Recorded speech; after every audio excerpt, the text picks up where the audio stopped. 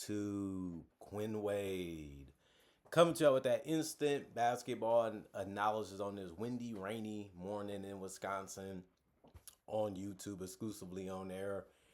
And we're going to talk about them Thunder. Beat the Minnesota Timberwolves early this evening, 116 to 103. Season series tied 2-2. Everybody was feeling amped and saying, yeah, they can beat the Thunder. They can play with them. They can possibly be a good rival for the Thunder. And the Thunder said, we can beat them too. And since we ain't going to see them into the playoffs, if not into next season, this was a good game to show you that the Thunder, they won game one. Minnesota won two in a row, and then the Thunder won this last one. They show you that we want this smoke. We want to see what y'all can do. And you know what? The Timberwolves, they brought it. They led in the game. They came back and got the lead, and they had some problems, especially in that fourth quarter defensively and in that third quarter, which we're going to talk about a little later. And the Thunder, they win 116-103. Timberwolves go to 41-27 and 19-15 on the road, meaning that they might not even win 50 games this season. Wow, the Thunder already did it. They're 53-15 and 29-7 at home. They're trying to get a 60-win season again for the third straight years. Since Shea really been turned into an MVP candidate, the wins have been following, and the domination of the league hasn't really been that crazy this year, but they have the lead by a lot. So we'll see if they can just close it out and end up with the number one record. That's their goal, and we'll see if they can achieve it. Well, the Thunder won the first quarter 23-22. Minnesota won the second quarter 34-24. And then OKC won the third 33-23, and the fourth 36-27. Julius Randle, this is the type of night that he needed to have. Obviously, the competition was better. Everybody's watching. Everybody want to see if y'all can beat him again. And he delivered a good physical, good touch around the basket. Some perimeter shots failed too. Good physicality from him. 32 points, 11 of 18 from the field, 3 of 5 from 3, 7 of 8 from the free throw line. He did have 7 rebounds and 6 assists also, and 1 turnover in the block. Played a really, really good game. Got caught in some bad areas on the court. Some miscommunication for everybody on the team, really, especially from three that they was giving up for the Thunder. And some of them said, well, it's a three. We rather them take that. But these guys can't make them, especially if you give them that much room and that much space and that much time. But Randall had a good game. They needed him to get 30 or 25 plus. And it's mainly because they was going against the Thunder. But on top of that, he hasn't really played well. He has to show them that he can do a lot. But Jaden McDaniels, one of their biggest pieces, also played only 16 minutes. He only had 2 points. He went 1 of 3 from the field and 0 of 2 from 3.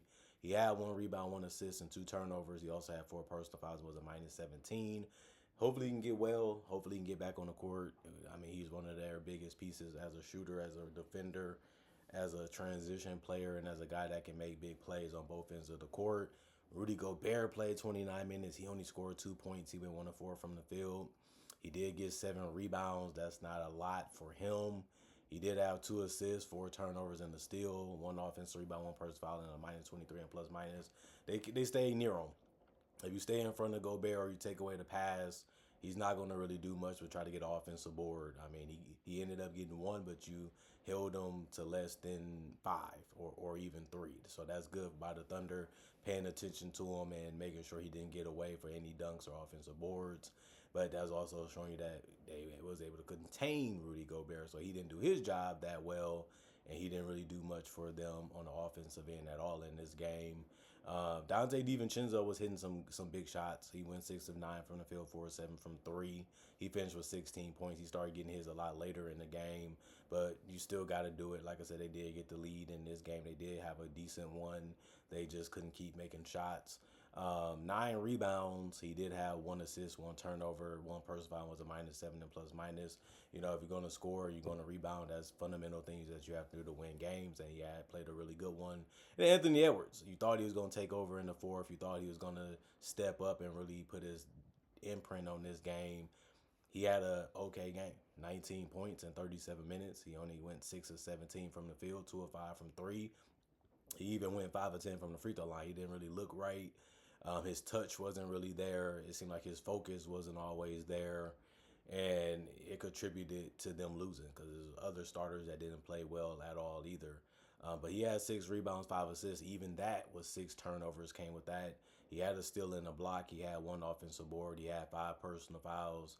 It was a -7. His head just seemed like it wasn't in the game. And when he felt like he was going to be able to take over it, it didn't really go the way he planned. They made shots tough. They made shots contested. They blocked them also.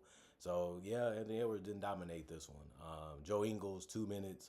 He ended up having 1 rebound, no turnovers, no personal fouls. It was a +3 and plus minus. Kyle Anderson, he also didn't score. He missed his only shot. He had 5 boards and 1 steal. He also had 2 turnovers, and 2 of his rebounds was offensive.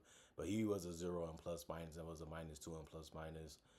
He had 0 personal fouls and was a -2 and plus minus. And then Nas Reed, he didn't really have it going from the field. He went 1 of 5 from the field and finished 0 of 3 from the 3-point line. But he did make a shot and went 4 of 4 from the free throw line to end up with 6 points.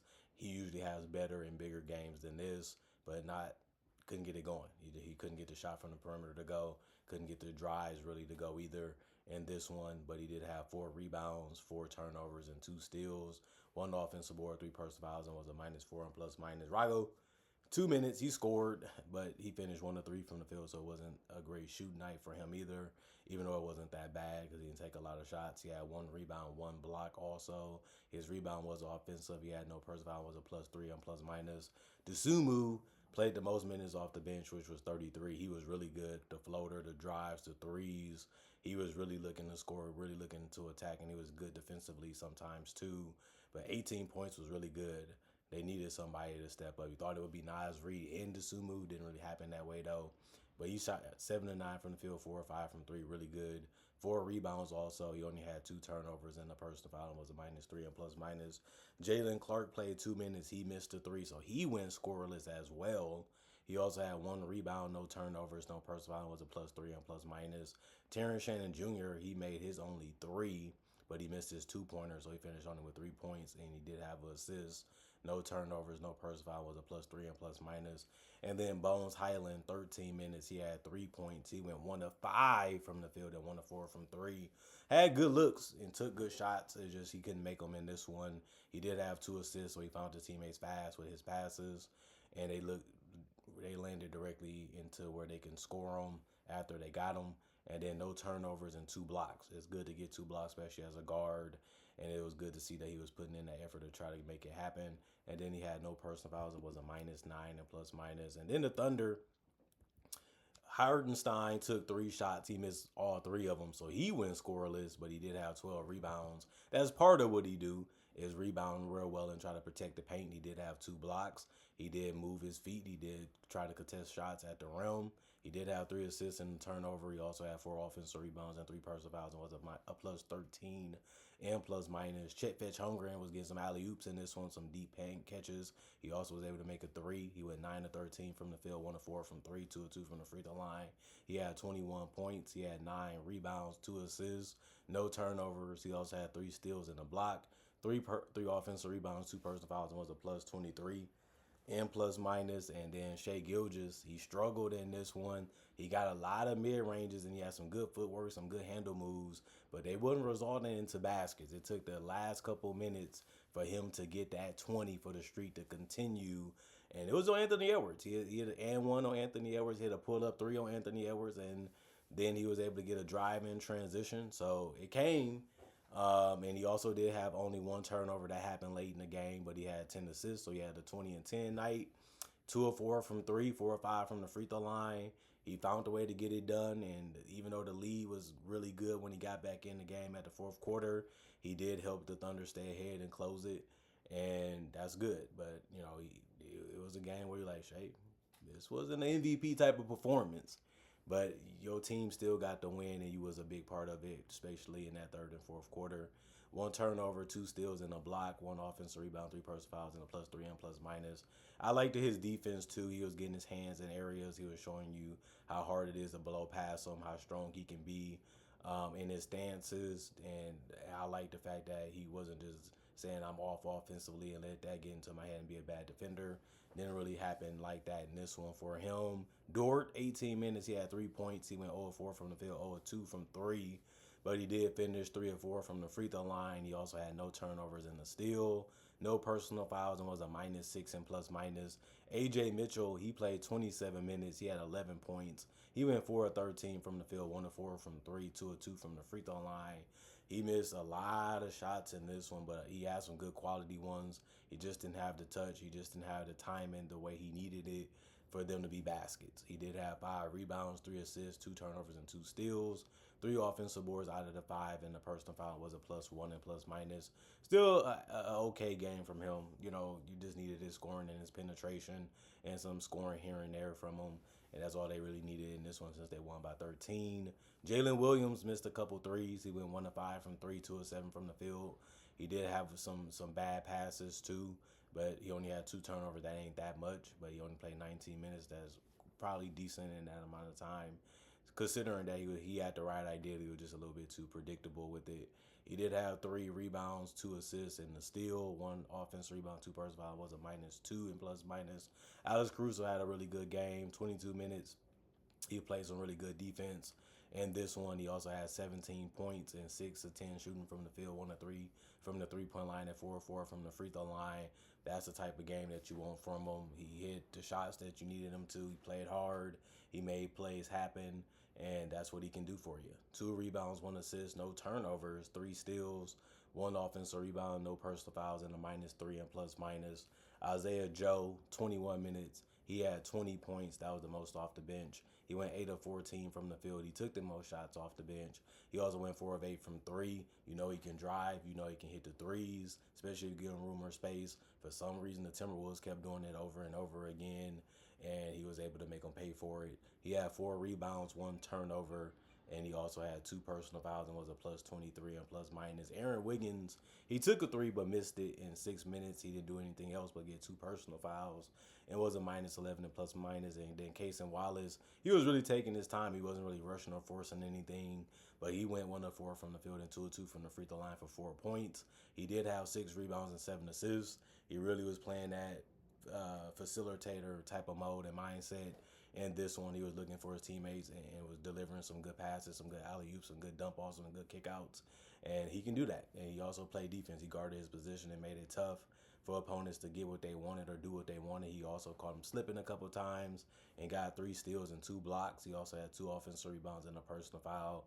It was a +11 and plus minus. And then Jared McCain played 17 minutes. He was a reason why they got back in the game, was able to open it up so they can have a little bit of a cushion because of his 15 points and his 5 of 10 shooting from the field, mainly going 5 of 9 from 3. And they kept letting him get open. They kept letting him get good shots even late in the game. He missed a couple after a while, but that's still miscommunication, bad defense. You can't let a good shooter, especially one that's hurting you already, keep getting open, and you find a way to let him get open even more. So I didn't understand that, but it is what it is. The game over now. He had 1 steal and no personal fouls and was a +13 and plus minus. The Thunder only shot 42% from the field, but they took 101 field goals compared to the 77 of the Timberwolves. But the Timberwolves did shoot 47%. The Thunder shot 43s. They shot 38%. The Timberwolves shot 33 threes, and they shot 45%. 19 free throws from the Thunder. They shot 89%. 22 for the Timberwolves. They shot 73%. 44 rebounds for the Thunder, 46 for the Timberwolves. 28 assists for the Thunder, 18 for the Timberwolves. 7 turnovers for the Thunder, 22 from the Timberwolves. That was a big reason why the Thunder was able to get the lead and get back into it too, because of the turnovers. 16 steals is way too many for any team to get, but the Thunder was able to do that, and the Timberwolves had 5. You know, the Thunder can always use their hands, and they're quick on the ball. They're quick to get steals. They're quick to harass you a little bit, and they're a little pesky, and that always helps them get those in-between type of passes too. And they also had 6 blocks, which was 1 more than the Timberwolves, who had 5. 15 offensive rebounds for the Thunder, only 8 for the Minnesota Timberwolves, and then 29 defensive for the Thunder, 38 for the Timberwolves, and they also had 19 personal fouls, while the Thunder had 16. And like I said, the Timberwolves ended up shooting more free throws, but they made it at a worse percentage. So it was a good game. It was fun. It was competitive. And then the Thunder start figuring out who needs to get open, who's going to make shots, and they just kept giving it to the same guys, running similar plays, a lot of screens, a lot of kickouts, a lot of pushing the basketball, a lot of attacking early, and some good defensive stops and some easy opportunities at the free throw line here and there allowed them to build their lead and keep it. And even Shea, you can make an argument that they could let Shea rest the whole fourth quarter. That's the way the Thunder was playing, and that's the type of lead that they had. But of course, they gonna let them get back in the game and make sure they do win it. You don't want to play with a team like the Timberwolves that has great players on their roster.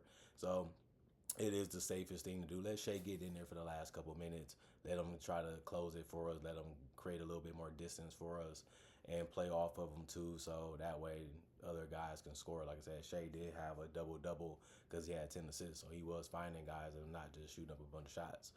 22 is a lot of shots, but not for a franchise player or a star. They're going to usually shoot close to that or more, even if it's a bad night. And Shea had a bad offensive night tonight for his standards, and they still was able to win pretty handily in this one by the end of the game. Comment, like, subscribe, share, hit the notification bell to get the analysis when it first come out. Y'all stay blessed up. Y'all stay good. Peace. And I'll see y'all later today with more analysis.